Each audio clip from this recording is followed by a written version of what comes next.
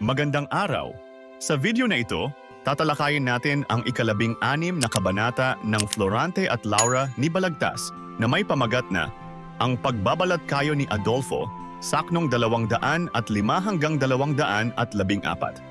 Pag-aaralan din natin ang maikling buod, mga mahahalagang pangyayari, tauhan, tagpuan, talasalitan at aral, mensahe o implikasyon na matatagpuan sa kabanatang ito. Simulan na natin. Ang Pagbabalat Kayo ni Adolfo. Pag-aaral sa akin ay ipinatungkol sa isang mabait, maestrong marunong. Lahi ni Pitaco, ngalay si Antenor. Lumbay ko'y sabihin ng dumating doon. May sambuan halos na di nakakain, luha sa mata ko'y di mapigil-pigil, ngunit di napayapa sa laging pag-aliw ng bunyiing maestrong may kupkop sa akin. Ang dinatnan doong madlang nag-aaral, kaparis kong bata't kabaguntauhan, isay si Adolfong aking kababayan, anak niyong Konde Silenong Marangal. Ang kaniyang tao'y labis ng 2, sa dalakong edad na 11. Siyang pinupuon ng buong eskwela, marunong sa lahat na magkakasama. Mahinhinang asal na hindi magaso, at kung lumakad pa'y palaging patungo, mabining mangusap at walang katalo, lapastangin may hindi nabubuyo. Anupat sa bait ay siyang huwaran ng nagkakatipong nagsisipag-aral. Sa gawa at wikay di mahuhulihan ng munting panira sa magandang asal. Ni ang katalasan ng aming maestro at pagkabihasa sa lakad ng mundo ay hindi natarok ang lalim at tungo ng pusong malihim nitong si Adolfo. Akong pagkabatay ang kinamulatan, kay amay ang bait na di paimbabaw, yaong namumunga sa kaligayahan na nakay sa pusong suyuit igalang. Sa pinagtatakhan ng buong eskwela, bait ni Adolfong ipinapakita. Di ko malasapan ang haing ligaya ng magandang asal ng amako't ina. Puso ko'y ninilag na siya'y giliwin.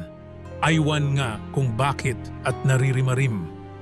Si Adolfo na may gayon din sa akin. Nararamdaman ko kahit lubhang lihim. Ngayon naman ay talakayin natin ang buod nito. Sa bahaging ito, isinasalaysay ni Florante ang kanyang karanasan habang nag-aaral sa Atenas, kung saan nakilala niya si Adolfo, isang kababayan na tila perpekto at tinitingala ng lahat. Gayunpaman, sa kabila ng mabuting impresyon ni Adolfo sa iba, si Florante ay nakaramdam ng kakaibang bagay kay Adolfo, isang damdamin ng pangamba at pagdududa sa tunay na ugali ng kababata. Dumako naman tayo sa mga mahahalagang pangyayari. Si Florante ay dumating sa Atenas upang mag-aral sa ilalim ng gabay ni Maestro Antenor. Ngunit siya'y nalulumbay at nahihirapan sa simula. Nakilala ni Florante si Adolfo, na itinuturing na pinakamabait at pinakamarunong sa kanilang eskwela. Inilarawan si Adolfo bilang isang mabait, magalang at huwarang mag-aaral. Ngunit si Florante ay nakadama ng pagdududa at pangamba tungkol sa tunay na pagkatao ni Adolfo. Sa kabila ng mabuting reputasyon ni Adolfo, naramdaman ni Florante na may kakaiba sa kanya at hindi siya makaramdam ng tunay na ligaya kapag kasama si Adolfo. Mga mahahalagang tauhan. Florante, ang pangunahing tauhan na nagsasalaysay ng kanyang karanasan habang nag-aaral sa Atenas. Siya ay may maingat na damdamin at nagkakaroon ng hinala kay Adolfo. Adolfo, isang kababayan ni Florante, anak ni Conde Sileno, na inilarawan bilang mabait, marunong at huwaran ng kanilang eskwela. Sa kabila nito, siya ay may itinatagong lihim na pagkatao.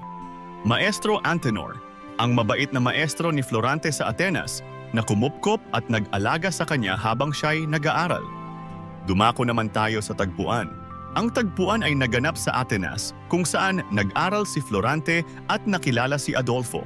Ito ang pangunahing tagpuan ng kanilang pagkakakilala at karanasan bilang mga mag-aaral. Ngayon naman ay talakayin natin ang mga talasalitaan na ginamit dito. Pagbabalat kayo, pagkukunwari o pagpapanggap ng ibang anyo o ugali kaysa sa tunay na nararamdaman o iniisip. Lumbay, matinding kalungkutan o pagdadalamhati. Mahinhin, maayos, magalang, at may kabaitang kilos o asal. Lapastangin, pagsasamantala o paglapastangan, maaaring sa damdamin o sa dignidad ng iba. Panira, bagay o kilos na nagpapababa o sumisira sa reputasyon ng isang tao. At ngayon ay alamin naman natin ang mga aral o mensahe ng tula. Huwag basta magtiwala sa panlabas na anyo ng tao. Ang tunay na pagkatao ay kadalasang nakatago sa likod ng magarang imahe. Maging mapanuri sa mga tao sa paligid, hindi lahat ng nagpapakita ng kabutihan ay totoo ang intensyon. Ang pagkakaroon ng tamang pakiramdam sa isang tao ay maaaring maging gabay upang makaiwas sa masamang sitwasyon. At diyan nagtatapos ang 16 na kabanata ng Florante at Laura, ang pagbabalat kayo ni Adolfo. Ano ang natutunan mo dito? I-comment mo na ang iyong sagot. Inaanyayahan ka din namin na i-like, subscribe at i-click ang notification bell para lagi kang updated sa mga susunod naming videos. Hanggang sa muli, maraming salamat sa panonood.